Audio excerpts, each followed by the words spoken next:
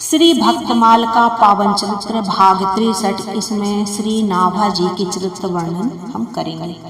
हनुमान वंश में ही जन्म प्रशंस जाको भयो द्रगहीन, सो नवीन बात धारिये उमरी बरस 5 मान के अकाल आँच माता बनी छोड़ गई विपति विचारिये, कील और अगर तहि डगर दरस दियो लियो यो अनाथ जानी पूछी सो उचारिये, बड़े सिद्ध जल लय कमंडलू सो सींचे नैन चैन भयो खुले चख जोरी को निहारिये। राधे राधे। अर्थात श्री नाभा जी का जन्म प्रशंसनीय हनुमान वंश में हुआ था और आश्चर्य की यह बात है कि वे जन्म से ही नेत्रहीन थे।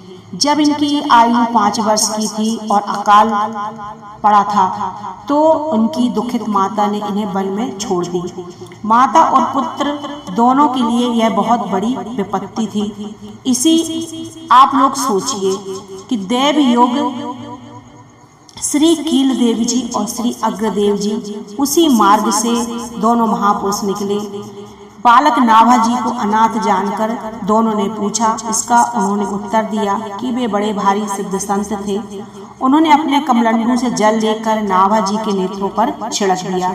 संतों की कृपा से नाभा जी के नेत्र खुल गए और सामने संतों को उपस्थित देखकर इन्हें बहुत परम आनंद हुआ। राधे राधे।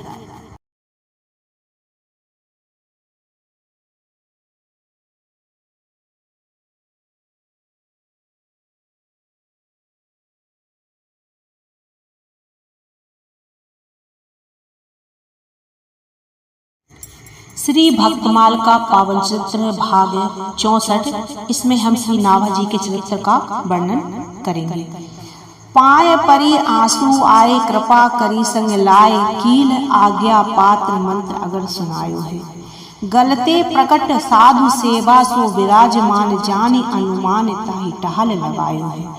चरण प्रछाल संत सीत सो अनंत प्रीत, जानी रस रीत ताते हदे रंग छायो है। भाई बड़वारी ताको पावे कौन पारावार, जैसो भक्ति रूप सो अनूप गिरा गायो है। राधे राधे। दोनों सिद्ध महापुरुषों के दर्शन कर नाभा जी उनके चरणों पर पड़ गए और उनके नेत्रों में आंसू आ गए। दोनों संत कृपा करके बालक नाभा जी को अपने साथ लाए और उपदेश दिया और उनका नाम नारायण दास रख दिया। गलता आश्रम साधु सेवा प्रकट प्रसिद्ध थी। वहाँ संत समूह विराजमान रहता था।